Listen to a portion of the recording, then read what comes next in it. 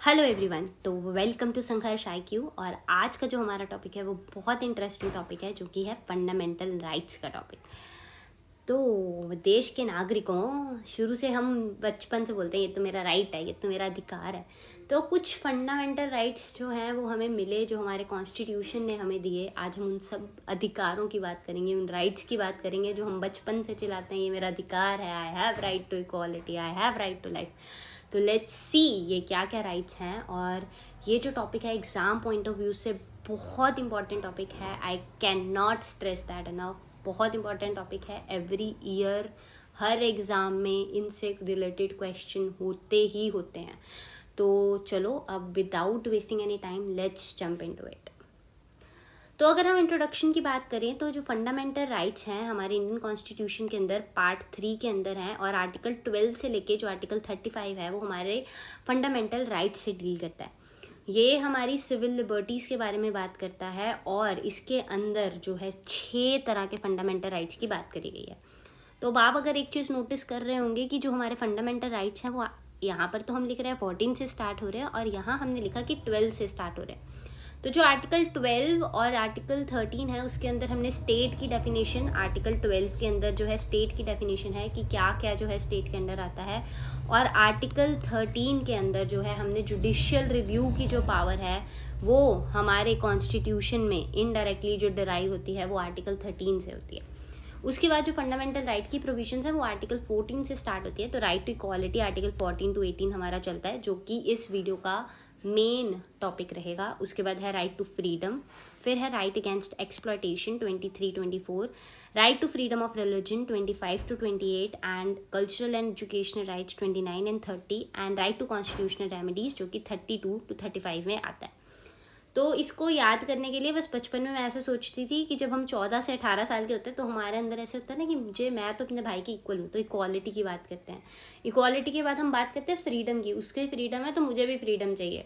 Freedom के बाद देखो, जब ज़्यादा फ्रीडम मिल जाती है तो थोड़ी बहुत एक्सप्लॉयटेशन हो जाती है, और फिर भगवान याद आते हैं, रिलीजन याद आता है, और फिर पढ़ाई में ध्यान लगता है, एजुकेशन होती है, और उसके बाद सब कुछ ठीक हो जाता है, रेमेडी हो जाती है।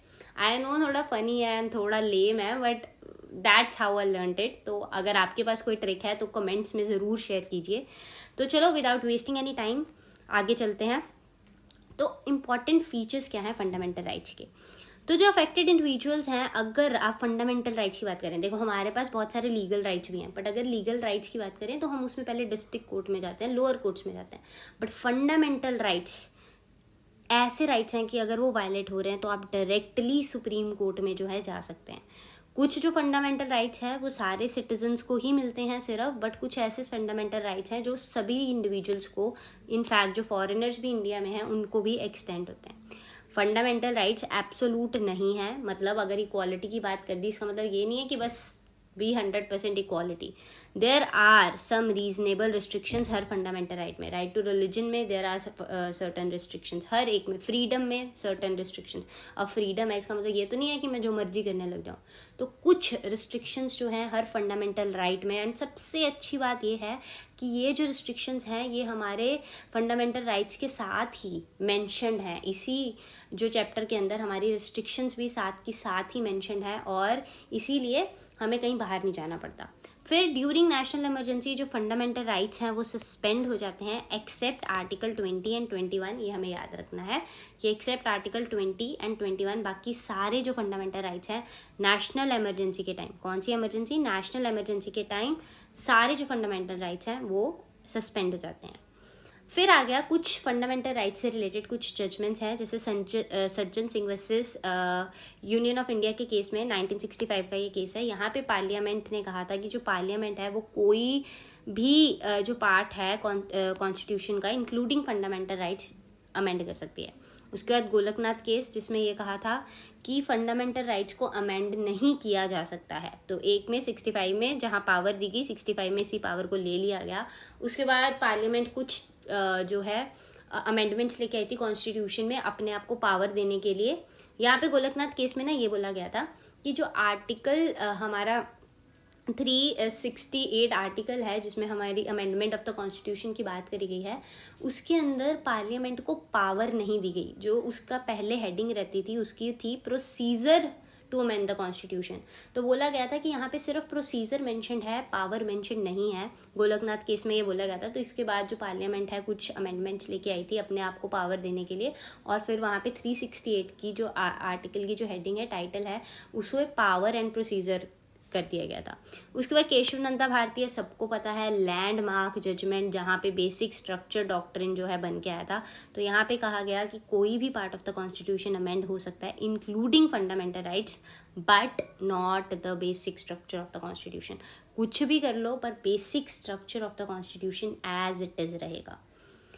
चलो नेक्स्ट, अगर मैंने आपको बोला था कि जो मेन टॉपिक है आज का वो है हमारा राइट टू इक्वालिटी। तो राइट टू इक्वालिटी के अंदर ये जो हमारे पास 5 राइट्स हैं ये हमारे पास हैं। सबसे पहले आर्टिकल 14 की बात करें तो कोई भी जो इंडियन सिटीजन है उसको इक्वालिटी बिफोर लॉ या इक्वल प्रोटेक्शन ऑफ लॉ जो है नहीं डिनाई करी जा सकती।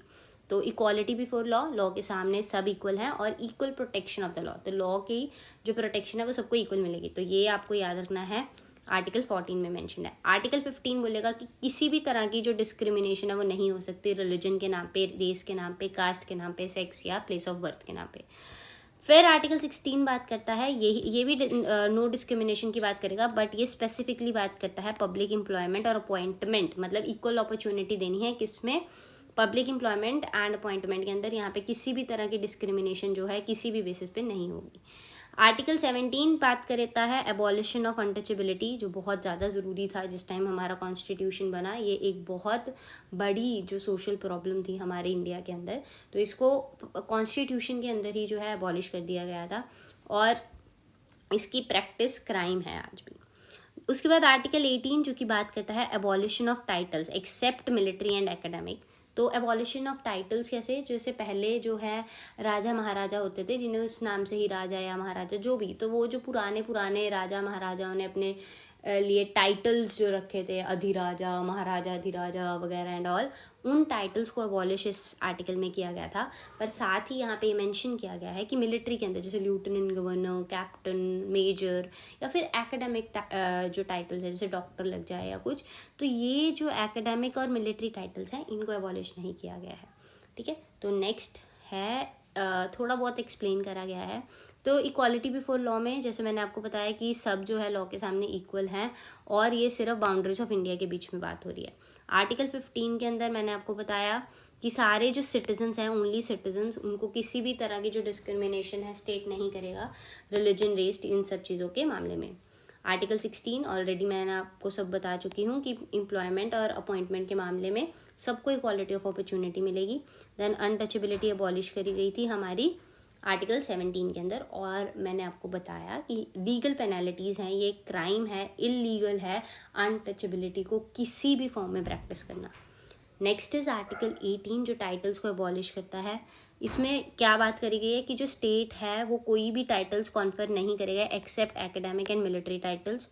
आर्टिकल जो है वो सिटीजन्स को प्रोहिबिट करता है कि किसी भी फॉरेन स्टेट से हम कोई भी तरह का जो टाइटल है वो एक्सेप्ट नहीं कर सकते हैं without the permission of the president. फिर आर्टिकल जो है ये भी अबॉलिश करता है कि जो ब्रिटिश एम्पायर ने टाइटल्स दिए थे जैसे राय बहादुर, खान बहादुर, ये सारे जो टाइटल्स हैं उनको भी अबॉलिश करता है। फिर जैसे यहाँ पे ये भी साफ ही बात करी गई कि जो अवार्ड्स हैं like Padmashri, Padma Bhushan, Padma Vibhushan, Bharat Ratna and military honours, ये सारे जो हैं इस कैटेगरी के अंदर नहीं आते। पर ये जो पद्मश्री, पद्म भूषण है, इनको एज अ टाइटल आप नहीं यूज़ कर सकते हो अपने नाम के आगे। ठीक है, ये आपको याद रखना है। ये अवार्ड्स हैं, इनको अबॉलिश नहीं किया गया, पर इनको नाम के आगे एज अ टाइटल नहीं यूज़ किया जा सकता। नेक्स्ट देखिए landmark cases according to right related to right to equality क्या क्या है। एक तो है Vishaka versus state of Rajasthan. तो ये एक सेक्सुअल हरासमेंट का केस था। तो यहाँ पर बात करी गई थी कि वर्क प्लेस के अंदर जो फंडामेंटल राइट्स हैं आर्टिकल 14, 19 और 21 के, ये गारंटीड होने चाहिए, और इसी के चलते जो सेक्सुअल हरासमेंट जो हमारा केस है वो भी आया था।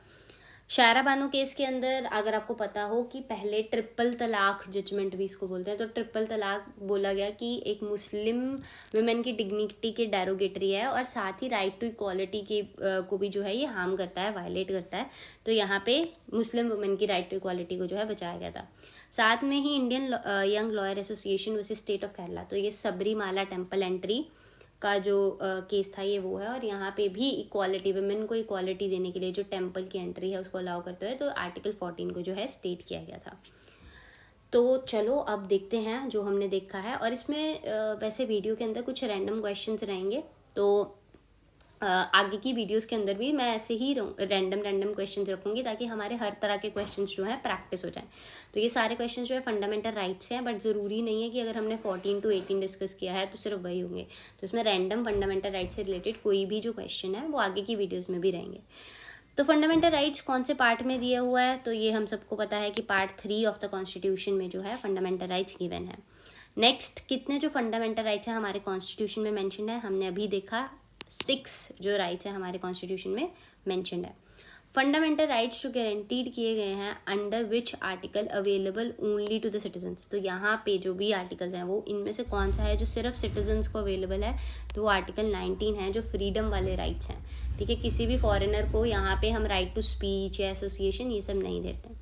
चलो नेक्स्ट, यहाँ पे बाकी भी मेंशन है आर्टिकल की कौन से जो राइट्स हैं वो सिर्फ सिटीजन्स के पास है और कुछ जो राइट्स फॉरेनर्स भी इंजॉय करते हैं। तो यहाँ पे एक बार आपको ये ज़रूर रीड करना है क्योंकि इसके ऊपर बहुत बार जो क्वेश्चंस हैं गवर्नमेंट एग्जाम्स के अंदर रिपीट हुए हैं, तो इनको अच्छे से याद कीजिए।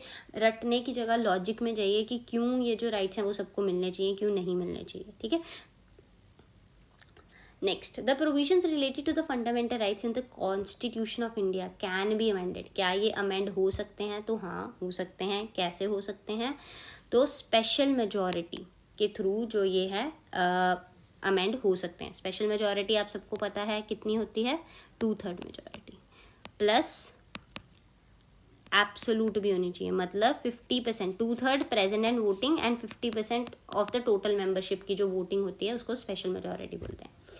नेक्स्ट आ गया, विच of the following is not a feature of fundamental rights, तो अगर हम देखें फंडामेंटल राइट्स का इनमें से कौन सा जो है फीचर नहीं है, वो है कि these are in the nature of positive obligation upon the state, तो नहीं, पॉजिटिव ऑब्लिगेशन नहीं है, नेगेटिव जो है रिस्ट्रिक्शंस है इनफैक्ट स्टेट के ऊपर कि स्टेट ये चीज़ नहीं कर सकता, स्टेट ये चीज़ नहीं कर सकता।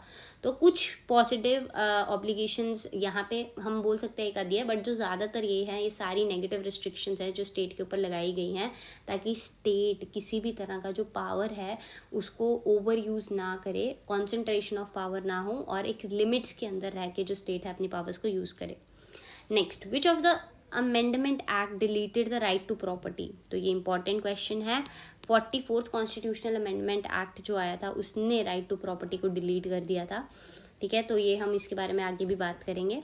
नेक्स्ट है, विच of the following article abolished untouchability, हमने देखा था आर्टिकल 17 जो है इसने अनटचेबिलिटी को जो है अबॉलिश किया था। Next question is, in which article equal protection of the law is provided, तो हमने देखा था आर्टिकल 14 के अंदर प्रोवाइडेड है। अच्छा, अब फंडामेंटल राइट्स कौन से कॉन्स्टिट्यूशन से जो है हमने उठाए हैं, तो यूएस के कॉन्स्टिट्यूशन, यहाँ पे बिल ऑफ राइट्स है जहाँ से इंस्पायर होके इंडिया के अंदर भी जो है फंडामेंटल राइट्स उठाए गए हैं। तो thank you so much, I hope आपको ये वीडियो अच्छी लगी, और अगर आपको वीडियो अच्छी लगी तो वही हमें बताइए आपको अच्छी लगी ताकि और ऐसी वीडियोज़ हम आपके लिए लाते रहें। Thank you so much.